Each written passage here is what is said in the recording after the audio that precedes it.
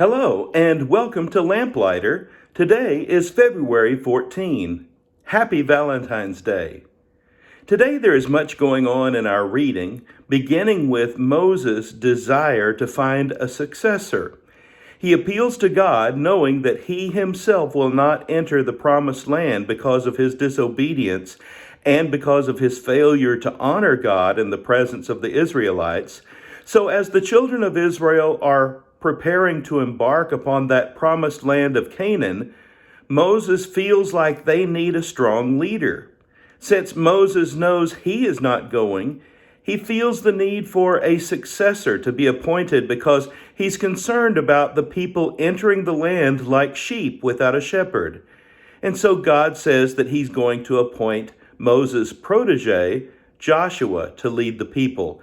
Moses is very pleased with this choice, and then God makes every effort to appoint or ordain Joshua as the new leader of the people of Israel. And he does this in the presence of the priests and in the presence of the people, so that everyone will know that the Spirit of God that was upon Moses is also now going to be upon Joshua, that Joshua will have the same authority that Moses once had as he led the people. So Joshua is now commissioned as that new leader. Also, we read about Reuben, Gad, and the half-tribe of Manasseh requesting land on the eastern side of the Jordan. They would rather not settle in the promised land because on the eastern side of the Jordan, in that area of the Amorites and the Bashanites that has been conquered, they find better land for the grazing and the feeding of their flocks and herds. And they are a people who have many flocks and herds. When they make the request of Moses to stay on the eastern side and settle there, Moses is immediately incensed.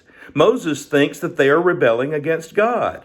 Moses realizes that the children of Israel have just wandered 40 years in the wilderness because of the disobedience and the disappointments caused by those 10 negative reports of those spies, and Moses feels like the same song's second verse is happening again. But quickly, the leaders of Manasseh, Gad, and Reuben, Gad, and the half-tribe of Manasseh convince Moses, look, we want to build places to stay for our women and children and flocks. But the men among us will go with all the other tribes into the land of Canaan. We will lead them in conquest. We will fight the battles, and only when the land is conquered and everyone is being apportioned to their tribes, only then we will go back home. Well, this appeases Moses, and he decides to grant their request as God grants their request to stay on the eastern side of the Jordan. So this is the land of the Amorites and the Bashanites that was once conquered. And I mentioned back then when the conquering of those nations was happening that this land and these battles would come back into play multiple times throughout the Old Testament. God also says that he's going to establish some cities of refuge on the eastern side of the Jordan. 3 cities of refuge on the east of the Jordan, 3 on the west of the Jordan. And we'll talk more about the cities of refuge whenever that settlement process comes along. So as this was true with the Midianites and the Moabites, God needs Israel to completely purge the land of Canaan. He wants them to completely destroy those that are there. He wants a clean sweep so that a fresh start can be had for the people of God. What's going to be interesting now in our reading as the children of Israel move into the promised land is we're not going to be reading that phrase, as the Lord commanded Moses, nearly so much anymore, because the people are going to not be as devoted to God. They're going to be not as dependent upon God, and we'll see the consequences that come from such decisions as we go through. God is going to tell them to drive out all the inhabitants of Canaan, to destroy all their idols, to wipe out all of their high places where they worship. And I want you to notice something from our reading today. I want to read the second paragraph in this section, Total Conquest Ordered, on page 201.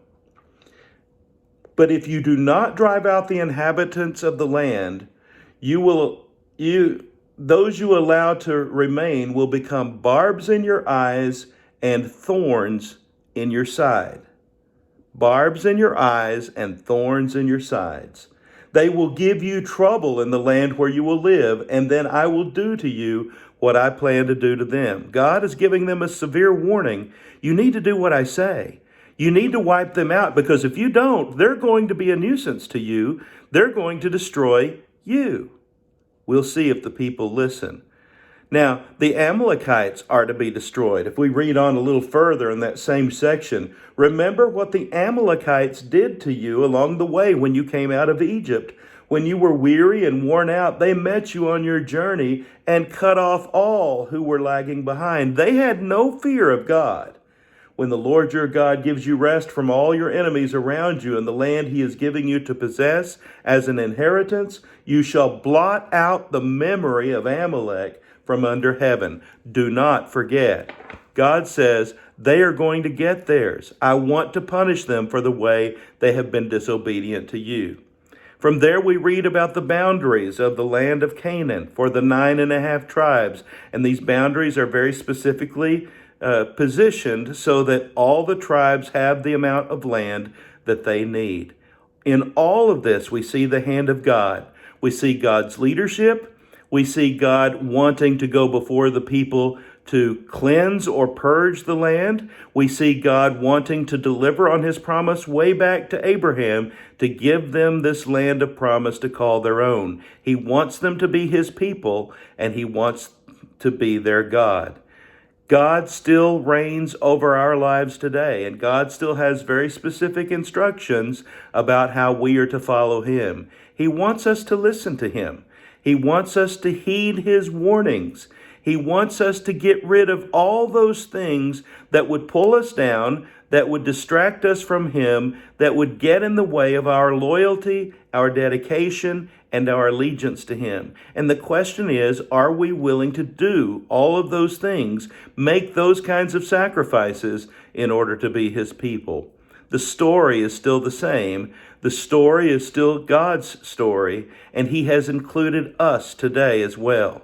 The question is, will we be faithful to him? Will we follow him? Isn't it great to be a lamplighter? His word is a lamp to our feet and a light to our path. I hope you have a blessed day.